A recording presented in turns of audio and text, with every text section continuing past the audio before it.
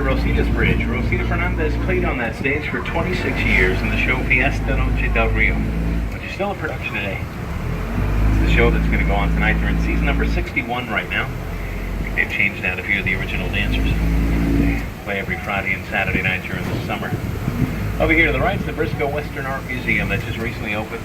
Got a lot of different artwork showing the history of the West, as well as an interactive diorama, the Battle of the Alamo. Watch via saddle and Santa Anna's sword on display in there.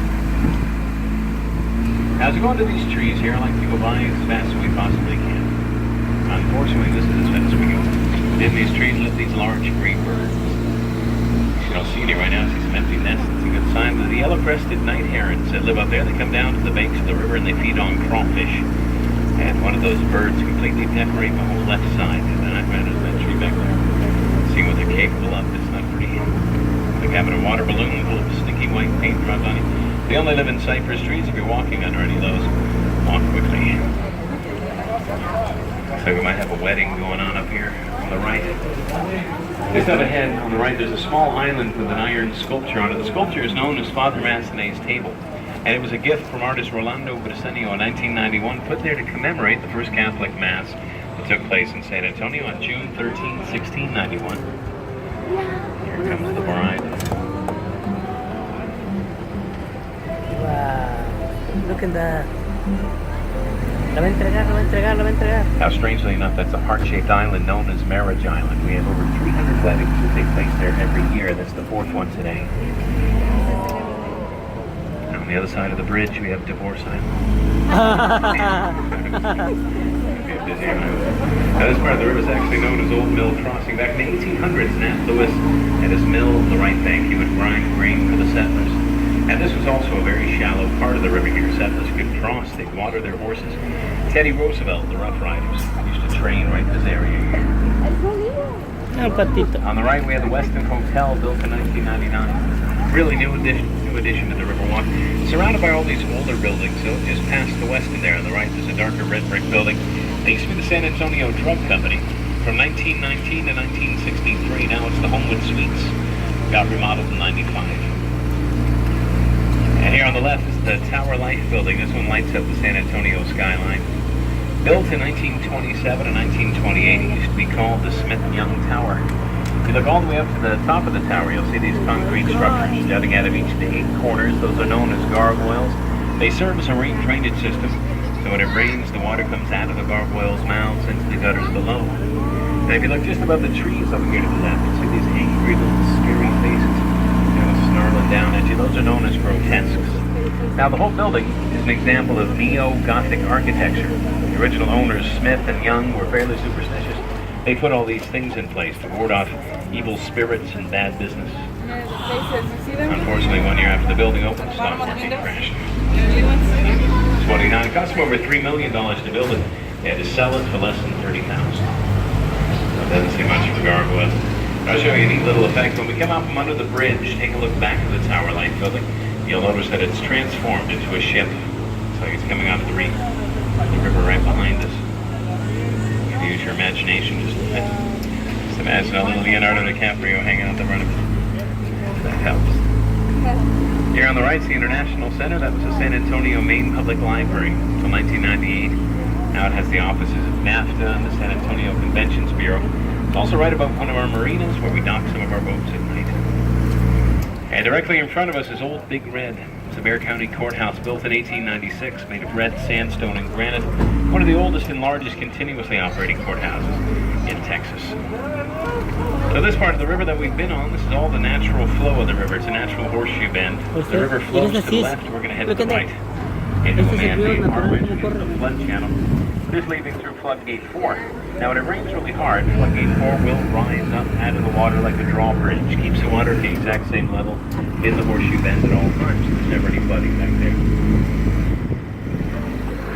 The mall, the hotel, the restaurants, all completely safe from flooding. Que fuera un hotel este Macaira, qué hermoso estaría. Get out of here before he takes up any more clothes. He's enjoying himself quite a bit though. Un indigente. Probably going to find himself in jail before we do it.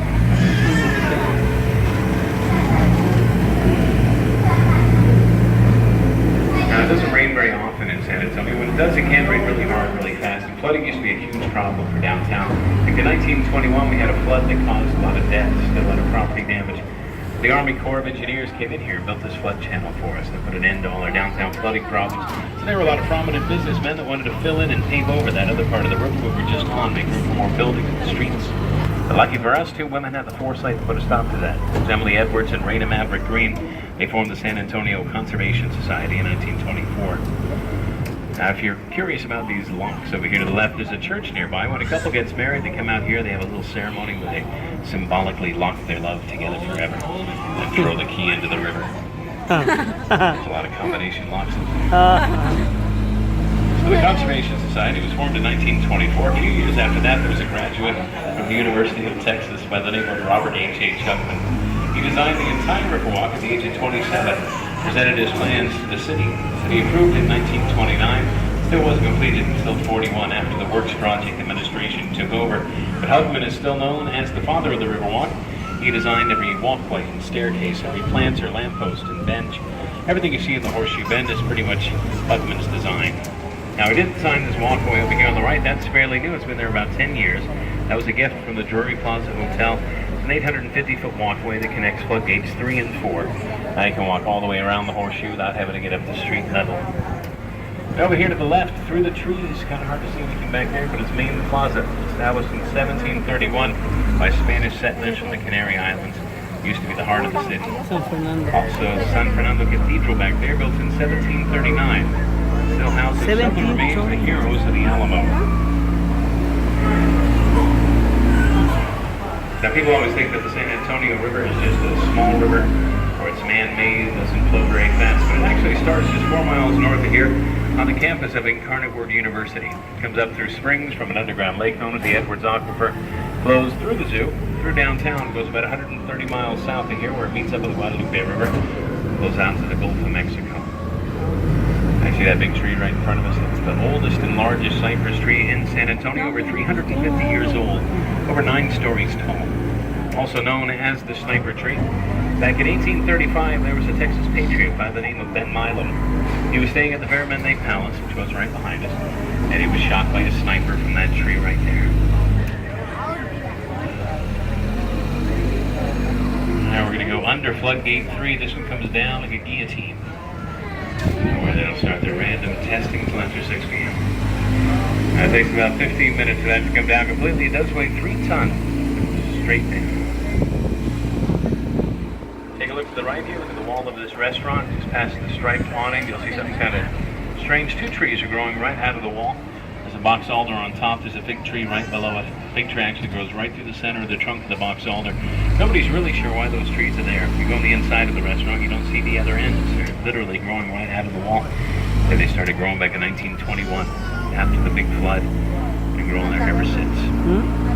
And here on the left is the Drury Inn and Suites, actually the City Public Service Building back in 1921. Just to give you an idea of the severity of that flood, if you look at the top of the first floor windows, just the top of that palm tree there on the left, that's how high the flood of 1921 reached. It's a major flood. Great example, though, of how we like to take an old building, give it a second chance and a new life here in San Antonio. We try not to tear anything down if we can help. Coming up on the right, you'll see tourists in their natural habitat. Another one of our ticket locations here. This one's at the Aztec Theater. Aztec over here to the right was opened in 1926. Used to show silent movies.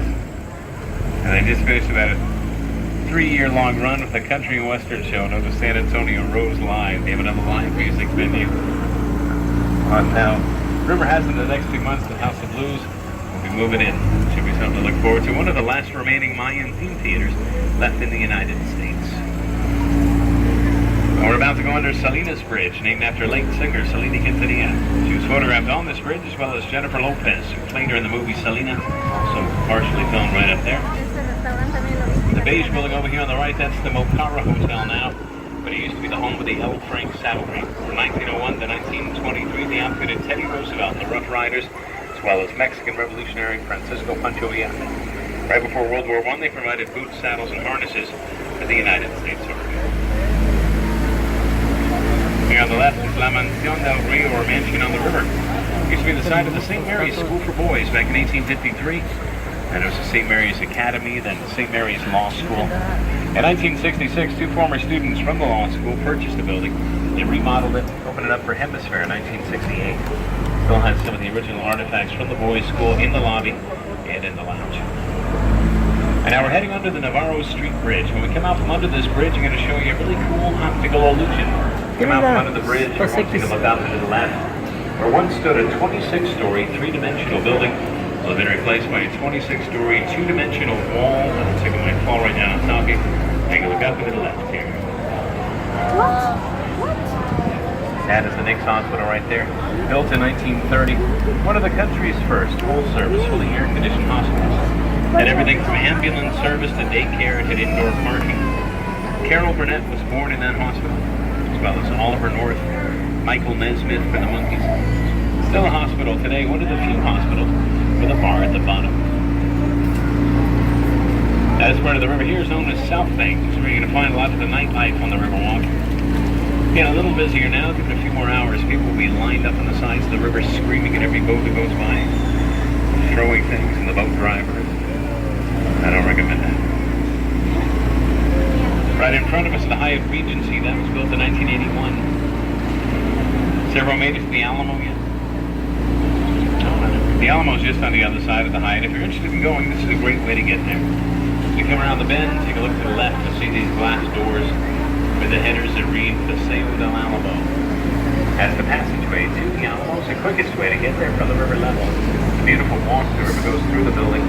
When you go through those doors, you walk through a series of waterfalls and gardens. When you get to the top, it puts you right across the street from the front of the Alamo. Now, an interesting side note, when the Hyatt Regency was being designed, it had to meet strict height requirements. It wasn't allowed to cast a shadow on the Alamo at sunset.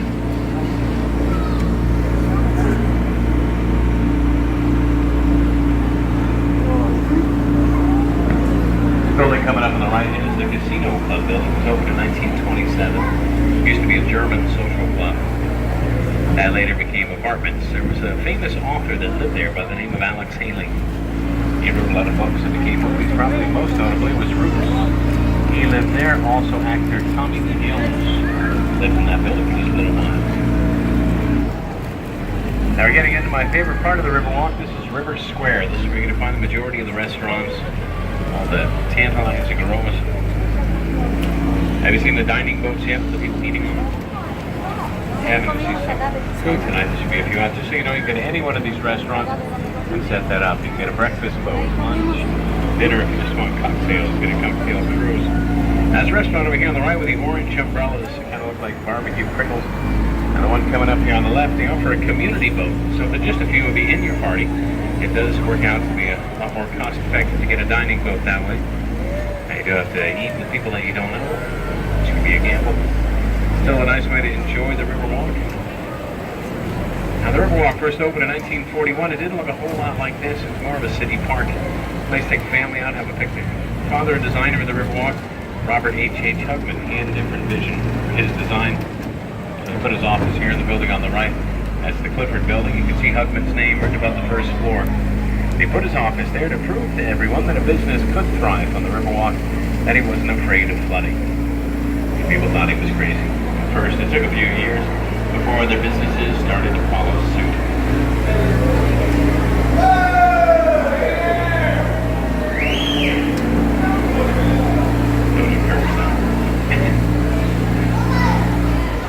Now this restaurant over here on the right, this is Casa Rio, first restaurant on the Riverwalk. They opened the doors in 1946. They were the first ones to do the riverboat tours, as well as the dining rooms. So we're going to be leaving the natural flow